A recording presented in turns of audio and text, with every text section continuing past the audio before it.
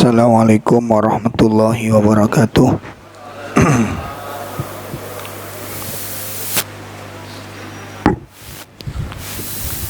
Alhamdulillah alladzi arsala rasulahu bil huda wa dinil haq liyudhhirahu 'ala dini kullih wa kafa billahi syahida. Asyhadu an la ilaha illallah wahdahu la syarikalah wa asyhadu anna muhammadan abduhu wa rasuluh. Ya ayyuhalladzina amanu taqullaha haqqa tuqatih wa la tamutunna illa wa antum muslimun. Ya ayyuhalladzina amanu taqullaha wa qulu qawlan sadida yuslih lakum a'malakum wa yaghfir lakum dunubakum wa may yuti'illaha wa rasulahu faqad faza fawzan 'azima. Allahumma salli wa sallim wa barik ala nabiyyina Muhammadin wa ala alihi wa ashabihi wa man tabi'ahum bi ihsanin ila yaumiddin. Amma ba'd. Ikhwatul kiram, bapak-bapak, ibu-ibu,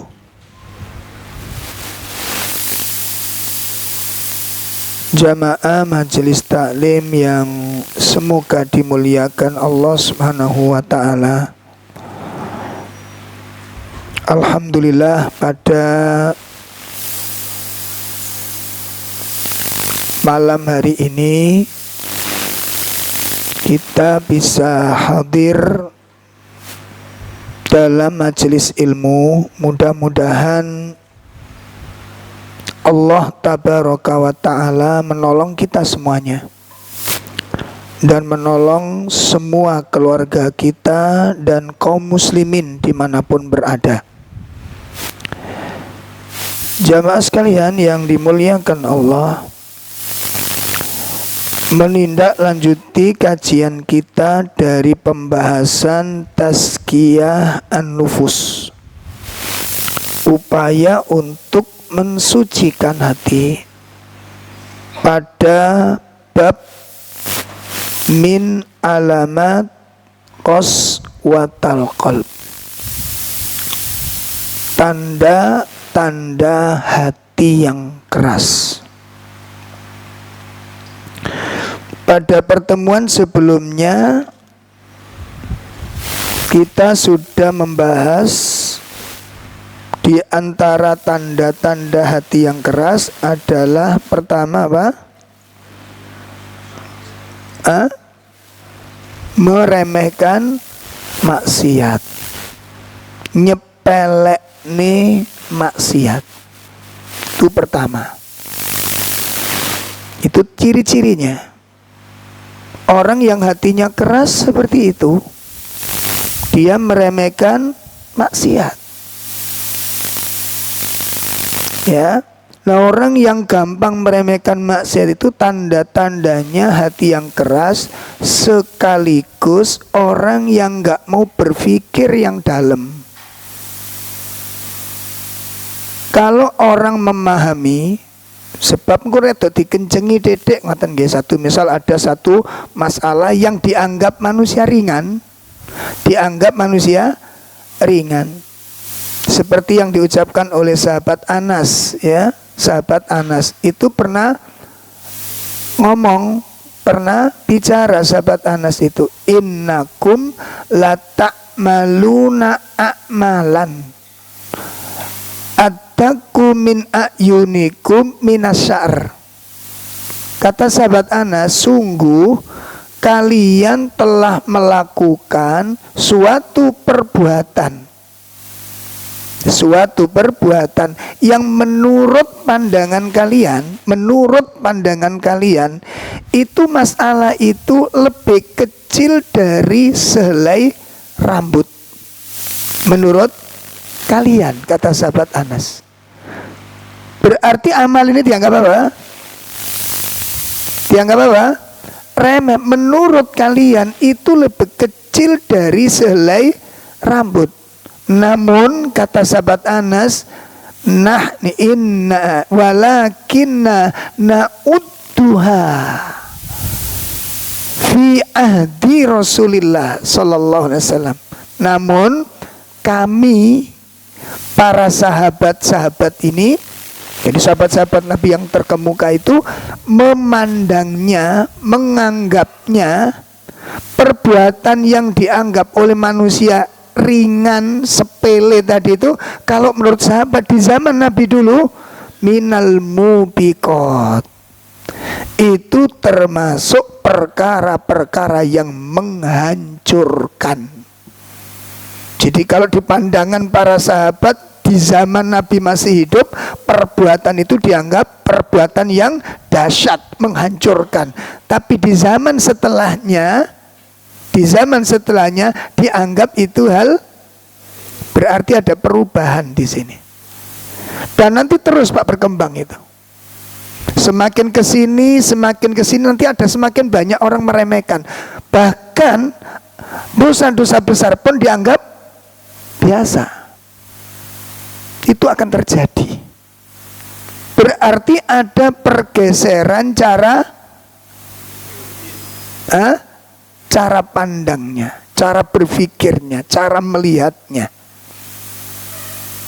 Nah, perbedaan cara pandang sehingga orang menganggap, oh ini besar, oh ini kecil, oh ini nggak boleh ditengok, oh ini tidak masalah.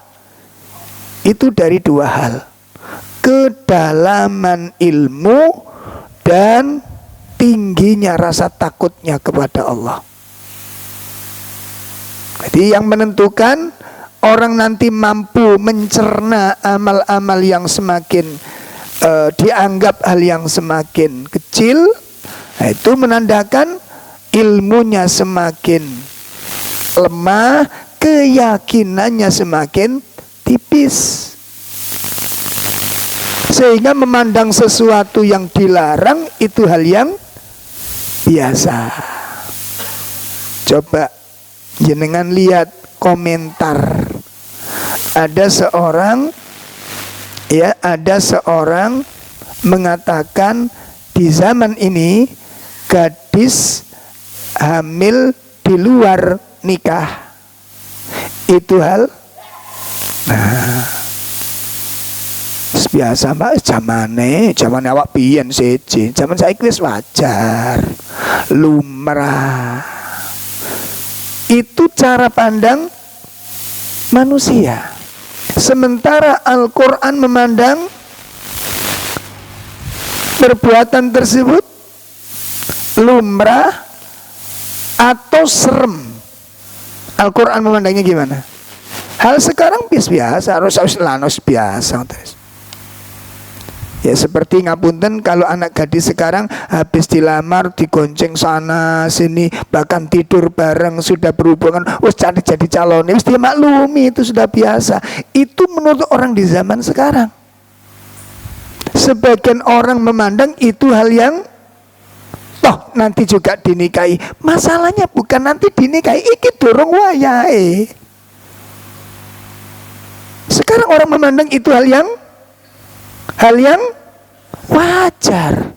Al-Quran memandang gimana? Wala taqrabuz zina innahu kana fahisyah. Al-Quran memandang itu perbuatan keji, wasa'a sabila, seburuk-buruk jalan. Itu Quran mengatakan. Allah mengatakan itu perbuatan keji, seburuk-buruk jalan. Allah berfirman demikian. Orang mengatakan biasa. Allah mengatakan insyaallah. Jalan mana yang kita tempuh? Pendapat siapa yang kita ikuti? Hati kita condong kepada hukum yang mana? Ikut tergantung apa Pak? Kekuatan ilmu dan tingkatan iman. Pun itu yang pertama, tanda hati yang keras adalah meremehkan maksiat. Yang kedua apa? Bermalas-malasan di dalam beribadah. Tandanya hati yang keras, bermalas-malasan di dalam ibadah, dalam segala hal, lemah. Jadi orang tidak mampu sholat malam, tidak mampu sholat qobliyah, tidak mampu sholat ba'diyah, itu bukan karena amalnya berat, bukan amalnya berat. Jiwa kita yang lemah, jiwa kita yang rapuh, ya, kemauannya yang rendah. Itu kemauannya ini Pak. Ketika orang tidak punya kemauan yang kuat, seperti anak nggak selera untuk makan, dipaksa sama ibunya makan. Sak sendok niku sok seprapat jam gak entek-entek. Nggih mboten? Nek ndulang, ayo hak si ono. Lha kan mbok ngotok ngono. Enggak dimakan-makan, akhirnya kesuwen. Dipangan. Nah ngono. Makanya bentino jari bapak, anak kok tambah kuru, kok sampean kok tambah lemu to, Mah. Wong tak delok arek iki mangan ya rong mangkok entek. Kok anake tambah kuru, sampean kok tambah lemu.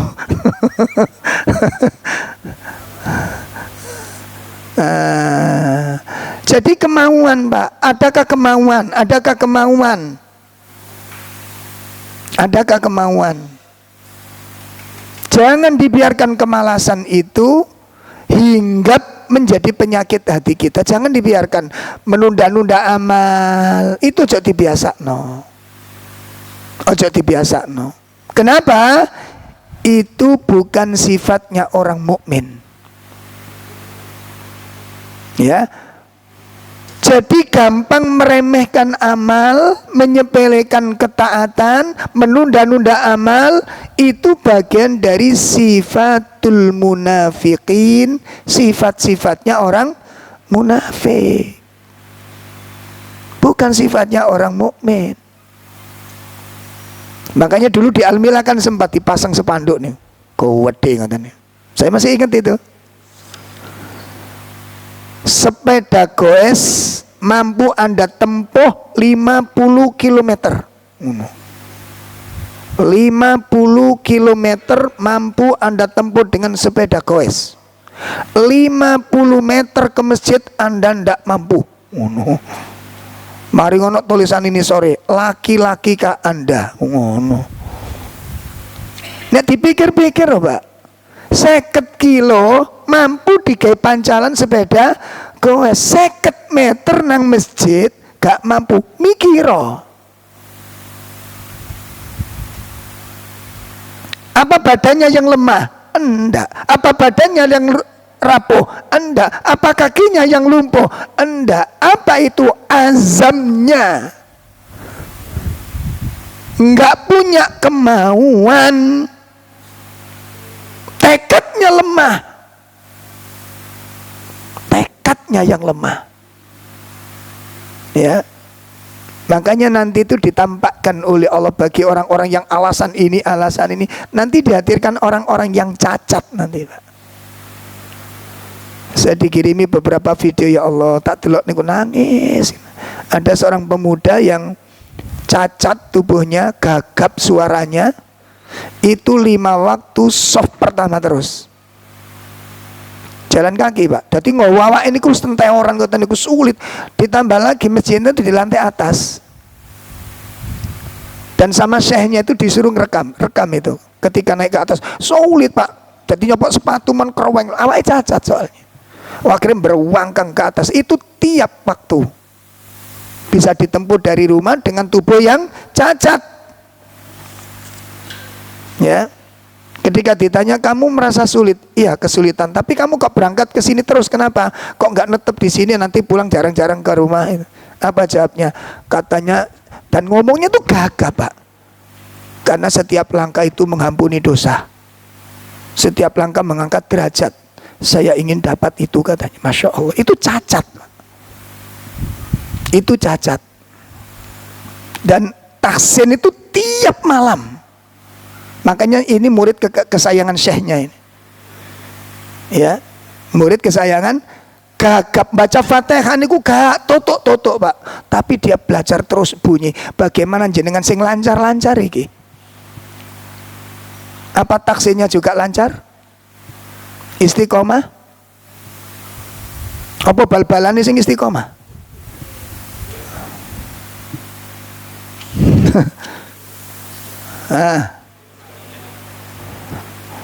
Nah, bal-balan bo, wis disiapno sak kopi-kopi nih. Ini kok salah paham. Engko diajar ning kono Pak Roop melarang sepak bola ngono sampean. Gak ngono bandingane niku lho, kok cik semangatin dalam hal seperti itu, tapi kalau sudah meninjak peningkatan ilmu, pembelajaran kok cik lemah gitu loh. Ya, lah itu monggo dipun renungkan. Pun, itu yang kedua. Yang ketiga apa? Hatinya tidak terpengaruh dengan ayat-ayat Al-Quran. Itu ciri-cirinya. Jadi dibacakan ayat tentang kabar gembira, amal-amal utama, tidak ada keinginan untuk antusias, tidak ada. Takut kehilangan amal soleh itu nggak ada. Itu ciri-ciri hati yang keras. Pun monggo dirasakno dewe-dewe. Ya, dirasakno dewe. Jadi ketika dibacakan tentang amal-amal utama gitu ya, amal-amal utama, nggak tertarik untuk mengamalkannya. Dan jenengan lihat kisah-kisah para sahabat, kisah para tabiin, jenengan lihat begitu Nabi membaca itu langsung direspon oleh para sahabat. Ini menunjukkan hatinya terpengaruh. Kemarin kan kita sampaikan ciri-ciri orang terpengaruh niku. Sampai berat pun ditempuh. Dan seorang wanita yang kena penyakit ayah, nanti jenengan lihat dalam kitab Riyadhus Shalihin bab sabar. Wonten tiang estri niku kena penyakit epilepsi, Pak. Lah penyakit epilepsi itu dikenal penyakit yang menjijikkan dan memalukan. Kenapa? Karena penyakit ini rata-rata penderita itu kalau kambuh itu mengeluarkan busa. Dan memalukan, kadang-kadang gulung-gulung sampai auratnya itu terbuka, telanjang dan setengah telanjang. Terbuka auratnya. Itu kalau kambuh karena nggak sadar, Pak. Gulung-gulung kayak seperti ayam disembelih itu. Ya. Nah, wanita yang kena penyakit ini datang kepada Nabi SAW. Apa tujuannya? Minta doa kesembuhan. Minta doa kesembuhan. Lalu Nabi menawarkan dua opsi. Bu, kalau Anda sabar dengan penyakit ini, artinya wis sampean trimo, sampean jalani, sing ikhlas dengan penyakit ini. Kalau jenengan bisa nerima, lamin sampean jalani dan Anda ikhlas kepada Allah, apa kata Nabi? Walakil jannah. Anda diberi surga oleh Allah. Tapi kalau Anda minta doa agar disembuhkan, saya akan berdoa, akan saya doakan, dan insya Allah akan sembuh. Bayangkan dua opsi. Padahal dia datang tadi tujuannya apa? Minta doa dan Nabi menyanggupi doa itu. Saya akan doakan dan insya Allah akan sembuh. Tapi nggak ada jaminan surga. Tapi kalau Anda terima, sampean trimo, sampean jalani dan ikhlas minta tolong pada Allah, Anda diberi surga oleh Allah ini. Tapi konsekuensinya ojo arep-arep sembuh. Pun monggo, kalau satu misal kita sebagai wanita ini, kula mbek sampean dadi wong wedok iki kira-kira. dengan asumsi sakit yang seperti tadi, menjijikkan, memalukan. Dan nek kambun itu kan sak napa? Sak nggon-nggon, Mbak. Enak-enak undangan tiba-tiba ngeblak gulung-gulung ngoten niku. Kan malu ngoten niku. Nah, akhirnya wanita ini milih apa? Dia mengatakan apa? Pun, ya Rasulullah, aku memilih yang pertama. Sudah tak terima saja penyakit ini. Tak jalaninya, tak lakoninya. Aku berharap untuk mendapatkan surga dari Allah Ta'ala tadi. Ya, saya nggak butuh doamu lagi sudah. Aku tidak usah didoakan untuk sembuh. Namun aku tetap minta doamu. Apa itu? Doakan saat aku kambuh tidak terbuka aurat saya ini. Tak jalani, saya akan ikhlas insya Allah. Ini namanya hatinya apa? Terpengaruh dengan Al-Quran itu. Terpengaruh dengan Al-Quran. Jadi begitu dengar kabar gembira niku, antusias muncul. Aku kepingin, langsung dijalankan. Seperti apa? Turunnya surat Al-Imran. Coba jenengan lihat. Surat Al-Imran ayat 92. Nah, turunnya ayat itu menarik niku. Al-Imran, ya, ayat berapa? 92. Lan tanalul birra hatta tunfiqu mimma tuhibbun wa ma tunfiqu min syai'in fa innallaha bihi alim. Iya. Kamu tidak akan memperoleh kebajikan sebelum kamu menginfakkan sebagian harta yang kamu cintai. Dan apapun yang kamu infakkan, tentang hal itu sungguh Allah Maha mengetahui. Cukup. Lan tanalul birra. Ayat mengatakan seseorang tidak bisa mencapai kebaktian yang sempurna. Ya, seseorang tidak bisa mencapai kebaktian yang sempurna hatta tunfiku mimma tuhibbun, sampai dia mampu menginfakkan apa yang dia cintai. Nah, niki tingkatan infaknya lebih tinggi lagi, Pak. Karena sedekah niku, Pak, dermawan itu ada 9 tingkat kata Imam Ibnu Qayyim. Dermawan niku wonten 9 tingkat. Ada yang dermawan sing paling rendah niku pripun? Dermawan sing paling rendah niku orang punya kekayaan berlebih lalu dia infak. Itu dermawan sing paling rendah. Kenapa kok dikatakan paling rendah? Dalam soalnya duwe kakean. Dadi nek kula mbek sampeyan niku cara wong kewareken terus Jawa nang wong iku wis wajar. Ngoten wis wajar. Makanya ketika Nabi ditanya, ya Rasulullah, sedekah yang paling dasar itu bagaimana? Sedekah yang paling dasar itu di saat kamu sedang sehat dan saat kamu sangat senang dengan harta itu. Ngono. Lah nek wong lara iku gak patek boto. Wong lara iku botone waras. Makanya di rumah sakit itu rata-rata wong lara-lara niku dermawan. Ono roti sak lemari sampean pangan iki gak wis kek kono. Ngono.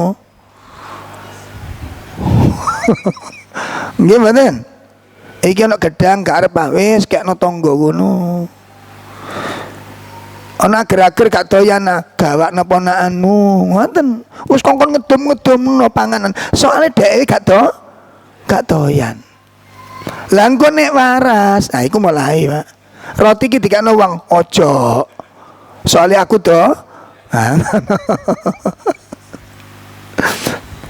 Jadi dermawan itu bertingkat-tingkat, Pak. Ada dermawan yang luar biasa tingkatannya apa?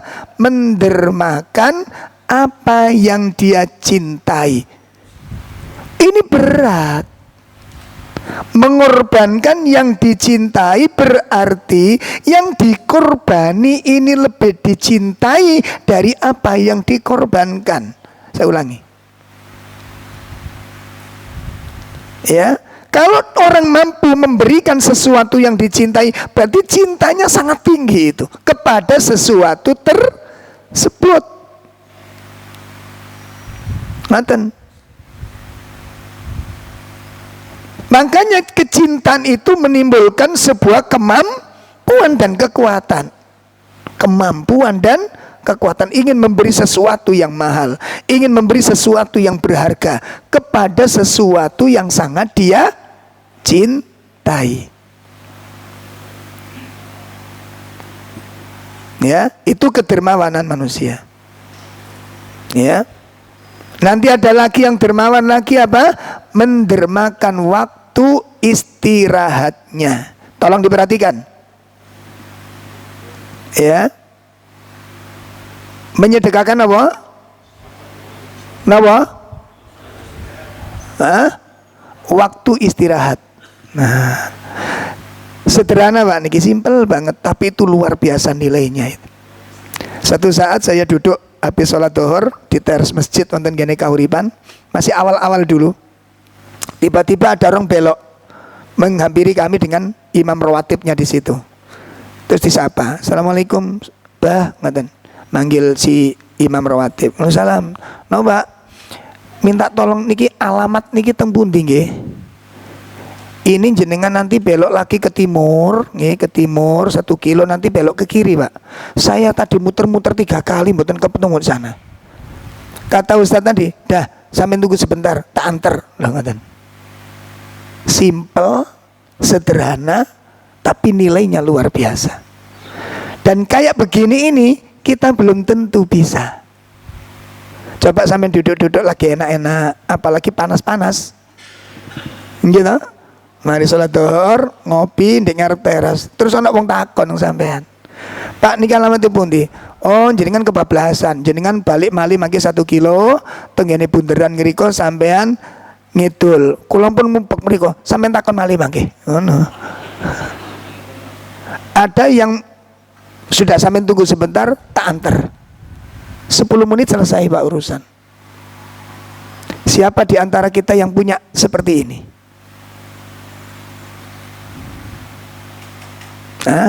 Teoriku gampang, dadi wong apik ku gampang, teoriku gampang. Tapi siapa yang menjalani? Kan simpel tadi, gitu. Karena kita tahu tempatnya, nggak sampai 5 menit nyampe. Apa yang sulit, apa yang berat? Dan orang yang seperti ini Pak, sulit dilupakan kebaikan seperti ini.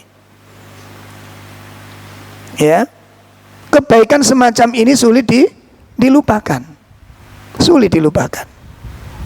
Masya Allah, ini kedermawan. Nah perhatikan, ketika turun surat Al-Imran ayat 92 tadi, begitu dengar ayat ini, ada seorang sahabat namanya Abu Talha.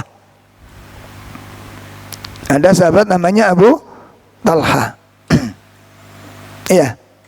Kemudian Abu Talha datang kepada Nabi menanyakan, "Ya Rasulullah, apa benar Allah menurunkan ayat yang berbunyi lan tanalul birra ini? Orang tidak bisa mencapai derajat iman yang sempurna sebelum dia menginfakkan harta yang dia sukai." Nabi menjawab, "Naam, iya benar. Allah menurunkan ayat tersebut." Spontan begitu dengar bahwa ayat ini benar turun, lantas Abu Talha mengatakan, "Ya Rasulullah, aku berharap Allah memberikan iman yang sempurna kepadaku. Maka apa konsekuensinya? Aku memiliki beberapa kebun kurma. Dari kebun kurma yang aku miliki ini, ada salah satu kebun kurma yang paling aku cintai. Itu kebun kurma yang namanya kebun kurma Bairoha. Berada posisi lurus di depan masjid Nabi sallallahu alaihi wasallam. Agak berjauhan, cuma lurus dengan pintunya Masjid Nabawi. Ya, itu di depan Masjid Nabawi. Lantas, kenapa aku cintai kebun ini? Pertama, jenis kurma yang di kebun Bairoha ini kurma yang terbaik. Ngono. Dan kalau panen itu yang paling banyak hasilnya. dan harganya itu paling mahal kalau dijual. Maka aku berharap dengan ayat ini agar Allah mengkaruniaiku nikmat iman yang sempurna. Aku ingin hari ini kebun kurma ini aku serahkan kepadamu dan aku serahkan kepada Anda, terserah dibagi kemana ini. Ini hati merespon ayat. Ayat turun, hati merespon. Paham nih? Ayat turun, hati merespon. Perhatikan, kita nggak usah sedekah kebun, nggak usah. Kenapa? Gak duwe.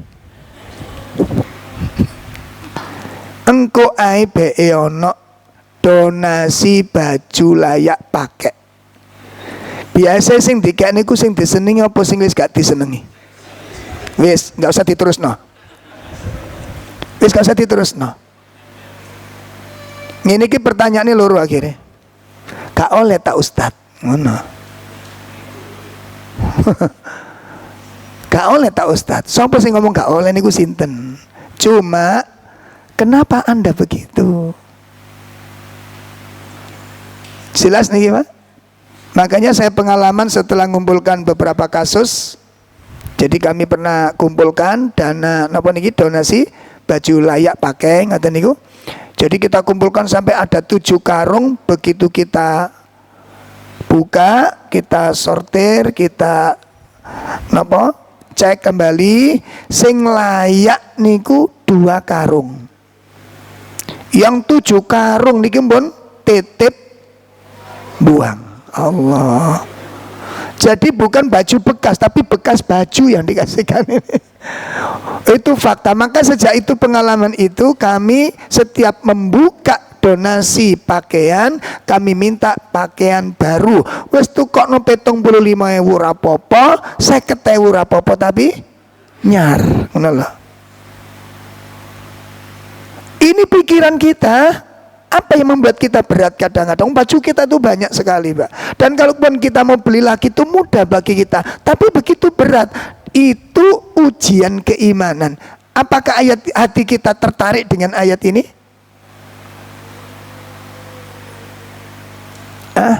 Wis gak usah ngekek nih, nyelangi. Ada teman kita kehujanan datang ke rumah kita. Ya, baju ini keploh.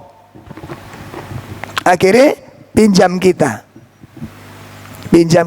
Kalau ulama-ulama kita dulu, termasuk sedikit kisah yang saya dapatkan dari Kiai Haji Ahmad Dahlan tuh, kalau ngasih seseorang niku dibuka Pak, jeret ngoten. Seperti ada orang minta pohon pisang, dibawa ke kebunnya, ini kebunku, ini pohon pisangnya, milio. Nah kita pilihkan. Coba dilatih, minjemi ini kudungku, seret, nah sampean pilih. Ojo iki yo.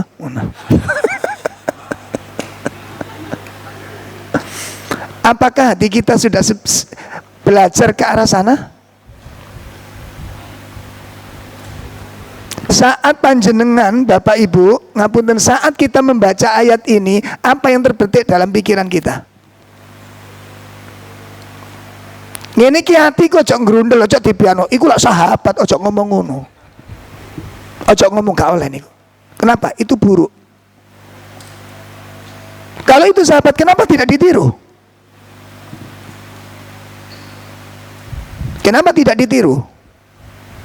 Saged dipahami niki? Nah, maka inilah tahapan-tahapan yang menunjukkan hati terpengaruh dengan Al-Quran. Itu ketika dibacakan ayat-ayat yang memancing orang untuk melakukan, itu namanya hatinya terpengaruh. Begitu kita baca ayat ini, ya wis biasa, ya enggak terasa, ya enggak kepingin meningkatkan, berarti hati kita tidak terpengaruh sama sekali dengan ayat ini. Itu tanda-tanda hatinya keras. Itu satu. Contoh yang kedua, ketika dibacakan ayat-ayat ancaman. Ketika dibacakan ayat-ayat ancaman, ya, seperti mungkin nauzubillah min syarri dzalik, ya, hobi nonton porno. Hobi nonton porno. Ini satu misal. Ketika kita dibacakan ayat tentang haramnya, apa hati kita takut? Dan merasa dosaku banyak. Atau biasa saja ketika membaca ayat seperti itu. Sehingga nanti terulang sehingga menjadi suatu kebiasaan. Itu namanya hati tidak terpengaruh dengan ancaman. Gak wedi dengan ancaman itu. Orang kalau terpengaruh itu ada reaksi, Pak. Sakit dipaham nih? Sama dengan anak-anak nih loh. Kon nek dua blek tak samblek loh. Itu kalau anak takut dengan ancaman ini, ada pengaruh apa enggak? Ada perubahan apa enggak? Perubahan. Itu cirinya. Omongan kita berpengaruh. Itu cirinya omongan kita berpengaruh. Hatinya merespon apa yang kita sampaikan. Dan itu tanda-tanda hati yang sehat. Ketika hati merespon. Sakit dipaham nih? Yang dulu pernah saya ceritakan Umar bin Khattab nalikani ngamuk. Gitu. Ketika Umar nalikani ngamuk, dikatakan tidak adil oleh seorang yang protes.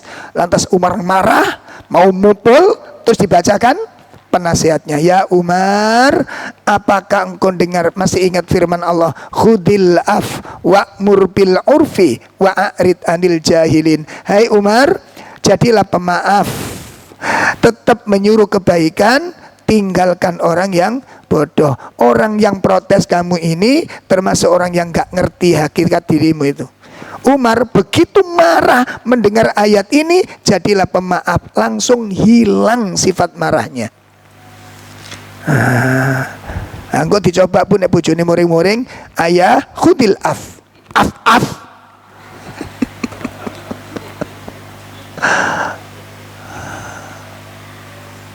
Coba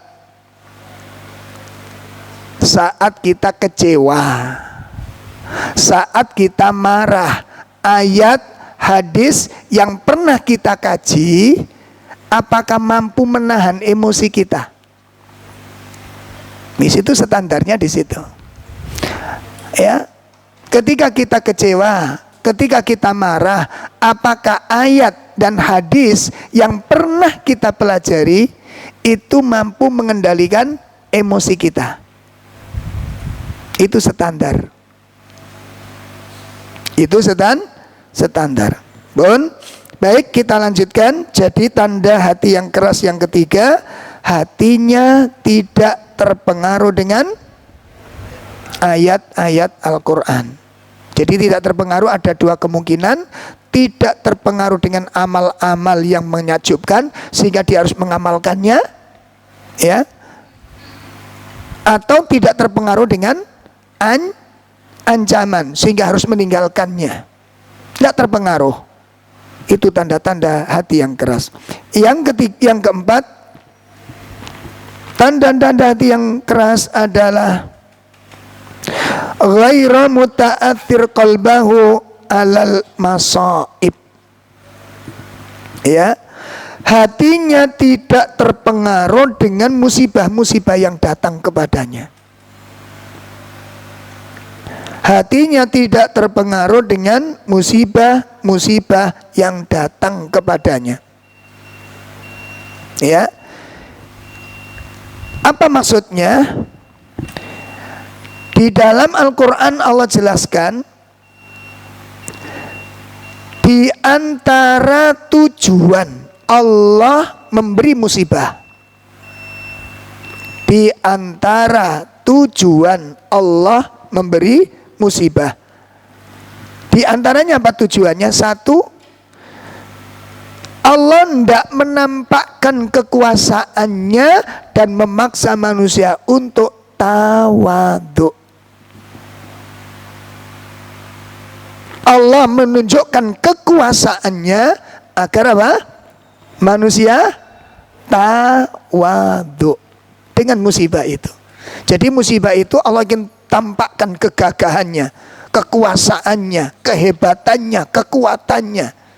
Allah ingin tunjukkan kepada kita itu agar manusia itu memiliki sifat tawadhu. Begitu melihat kebesaran Allah, dia rendah hati. Itu tujuannya. Ternyata ada sebagian manusia yang gak berpengaruh dengan musibah itu. Hatinya tetap keras, kekufurannya tetap berjalan, kemaksiatannya tetap dia lakukan, kesombongannya tetap dipertahankan. Berarti musibah yang tadi baru nyampe tidak berpengaruh kepadanya. Padahal tujuannya Allah mendatangkan musibah itu salah satunya apa? Supaya manusia tawadu. Allah tidak menunjukkan kebesaran. Lihat ketika ada angin itu. Uang niku banyak saat ini saya urip, walaupun dia nggak sholat mungkin, itu tawaduk pak. Itu berarti hati nuraninya masih, kenapa? Itu nek kesentuh bagus itu. Kayak kemarin waktu di mana? Di daerah Tambak beberapa waktu yang lalu, ketika puting beliung menyapu berapa ratus rumah hancur itu. Itu termasuk binaan kita di sana. Ada di kampung sebelahnya niku kubahnya itu pak jebol. Jadi kubah itu kalau dibawa orang 30 tidak kuat. Itu jebol jatuh ke 3 kilo kubah itu. Ya, lah sing lucu dekat masjid itu ada beberapa orang yang nggak pernah sholat di masjid. Dan memang dikatakan oleh pasangannya nggak pernah sholat dia. Begitu ada angin ngamuk itu dia keluar langsung adzan. Masya Allah, itu yang luar biasa itu. Ternyata ahli adzan. Pak wingi wae tur ka adzan. Ini kano sholat kano apa sampean? Adzan. Jadi begitu ada angin ngamuk niku tiba-tiba dia keluar, orang nu keluar bersama-sama adzan itu, Pak. Saut-sautan adzan itu. Masya Allah. Iya. Lalu lucunya apa? Ini orang nggak pernah sholat. Itu caranya Allah melembutkan hati manusia. Makanya kan pernah saya sampaikan, nasihat niku wonten kalih. Nasihat itu ada dua. Satu, nasihat syar'iyah. Nasihat apa Pak? Syar'iyah. Nasihat yang berupa syariat seperti kayak begini. Nanti Ustadz siapa lagi kasih ceramah, itu kasih nasihat. Itu nasihat syariah. Bapak nasihati istrinya, nasihati anak-anak, nak kalau main jangan malam-malam, nanti cepat pulang dan sholat maghrib. Itu nasihat syariah namanya. Itu pertama. Yang kedua, itu berupa nasihat kauniyah. Nasihat apa Pak? Kauniyah. Nasihat kauniyah itu berupa peristiwa. Biasanya nasihat kauniyah itu terjadi setelah nasihat syariah gak mempan. Saya ulangi. Pada umumnya nasihat kauniyah, nasihat yang berupa peristiwa itu pada umumnya terjadi ketika nasihat syariah gak mempan. Diomongi menter, dinasihati ndak ngurus, nggak pengaruh nasihat kita jalan terus dengan keyakinannya. Itu biasanya akan dipaksa oleh Allah sebuah nasihat, namanya nasihat kauniyah. Itu menyakitkan. Itu menyakitkan. Ada bapak-bapak seorang anggota TNI itu kalau ngomong nih pokoknya mudik terus Pak. Nek nyeluk saya tuh begitu. Ya, nek nurut awakmu aku iki umur piro, Nah biasanya wong kate sombong niku kados ngoten niku takoni. Kok cek napa? Wong ngira sik enom. Sampeyan koyo sik enom iki umure. Padahal umure wis. Nah, itu bisa dijadikan sarana untuk sombong. Niku bisa. Model takoni ngono. Nek nurut awakmu aku umur piro? Tak jawab, gak ro Pak Bu. Soalnya aku kan gak melok nglairno sampean. Mboten puas, wis kira-kira. Aku apa maneh kira-kira? Aku dudu tukang ramal. Wah niki dijak ngomong gak ketemen. Lho bener aja kan. Lah Pak Bu saiki umur piro? Wis diceritakno wis mari to. Wah aku gak ngerti ya ditakoni. Akhirnya dia cerita umurku sekian. Nah wis mari mulai mang. Kok repot-repot takon gitu nih. Nah terus kenapa Pak Bu? Nah, wong-wong tak kandani, nek umurku sakmene gak percaya. Sebab aku PP Jakarta nggo mobil dhewe acara iki, iku wis biasa. Iku wis biasa. Wong gak percaya. Aku mangan ngene menter. Lho ngono. Batinku diluk engkas ngono.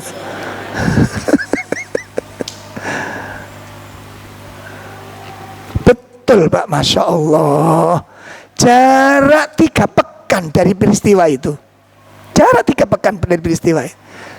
Diumumkan di masjid, mohon doanya jamaah kita sedang kritis.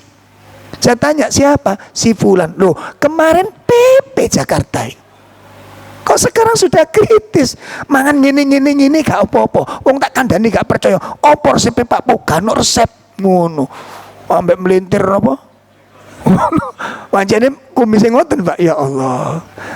Gak ngono Pak. Lho tak kandani gak percaya wong-wong. Mosok gak leren blas. Gak leren blas. Bos pokoknya dengan bahasa bangga itu. Setelah dengar penyakit kritis, ternyata empedunya membusuk. Dan dalam kondisi sudah kritis. Subhanallah, setelah itu selamat dari masa kritis, pulang. Setelah pulang, datang ke masjid beberapa waktu, sehat, mulai bisa ke masjid, sudah pucet. Tak takoni. Lho ngeten iki sik mobil-mobilan teng Jakarta Pak Bu. Uang iku gak kena ngono. Oh, belum ngono.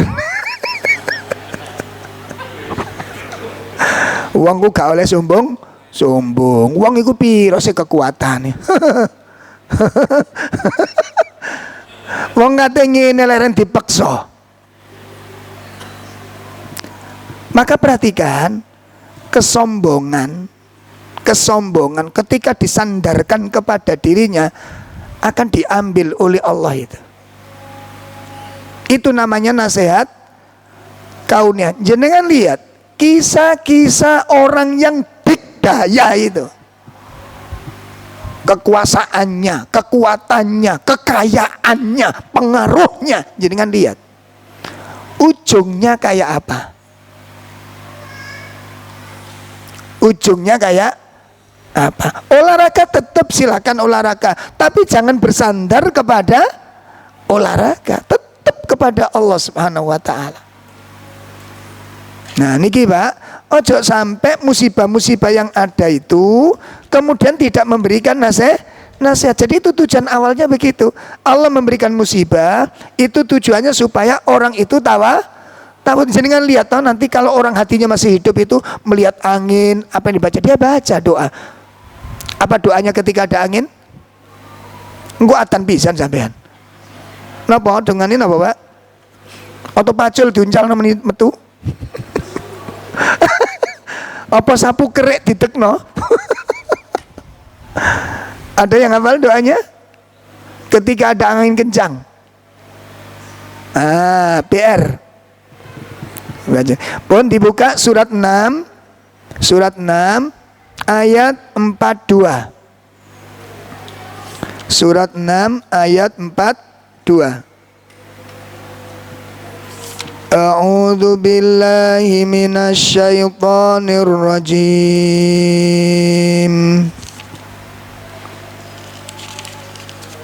Sudah ketemu?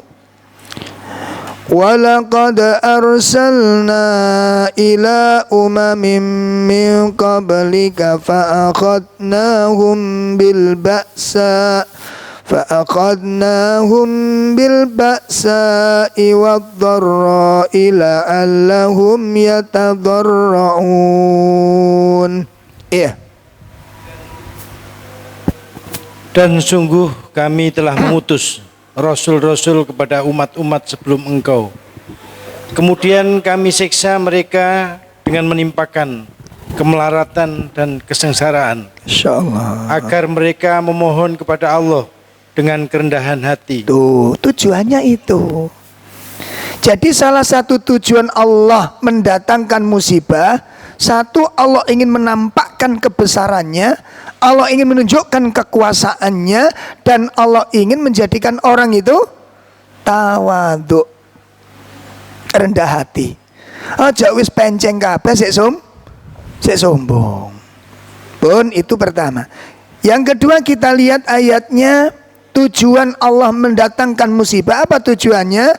Agar manusia kembali kepada Allah, tobat kepada Allah. Itu tujuannya. Ya. Jadi jangan sampai dengan adanya musibah-musibah yang sudah datang kepada kita, kita tetap dalam kesombongan kita tetap dalam kemaksiatan, kita tetap dalam kelalaian, kita tetap dalam kedurhakaan. Jangan. Ya. Tujuan Allah mendatangkan musibah supaya orang kembali kepada Allah Subhanahu wa taala. Surat 30 ayat 41. Dhaharal fasadu fil barri wal bahr. Surat 30 ayat berapa tadi? 41. Dhaharal fasadu fil barri wal bahri bima kasabat aydin nas liyudhiqahum ba'dalladhi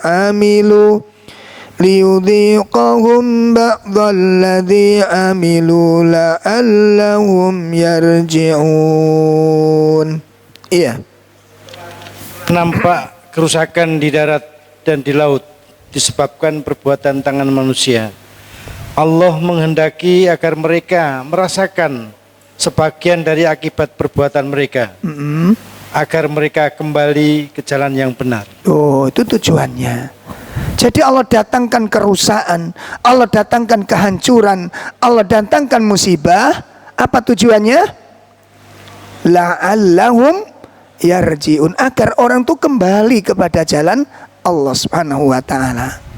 Nah, bapak-bapak, ibu-ibu sekalian yang dimuliakan Allah, ini di antara tanda-tanda hati yang keras. Jadi kalau ada orang sudah dikasih ujian seperti itu, masih tetap dalam kecongkaannya, masih tetap dalam kemalasannya, masih tertidur dengan kelalaiannya, tidak bergegas kembali kepada jalan Allah, maka itu tanda-tanda hati yang keras. Insya Allah sampai di sini dulu. Dari ada 4 poin yang baru kita kaji. Di antara tanda-tanda hati yang keras, nanti akan kita lanjutkan tanda-tanda hati yang keras yang kelima, yaitu tidak adanya rasa takut kepada Allah dan kepada ancaman-ancamannya. Jadi ketika orang gak takut dengan dosa, gak takut dengan neraka, gak takut dengan ancaman Allah, ketika membaca ayat-ayat yang berupa ancaman, itu merupakan tanda-tanda kerasnya hati. Dan nanti akan kita bahas insya Allah tanda-tanda ini pada pertemuan yang akan datang. Dan insya Allah sekaligus kita akan bahas apa obat dari kerasnya hati. Wassallallahu ala nabiyyina Muhammad. Subhanakallahumma wa bihamdika asyhadu an la ilaha illa anta astaghfiruka wa atubu ilaik. Assalamualaikum warahmatullahi wabarakatuh.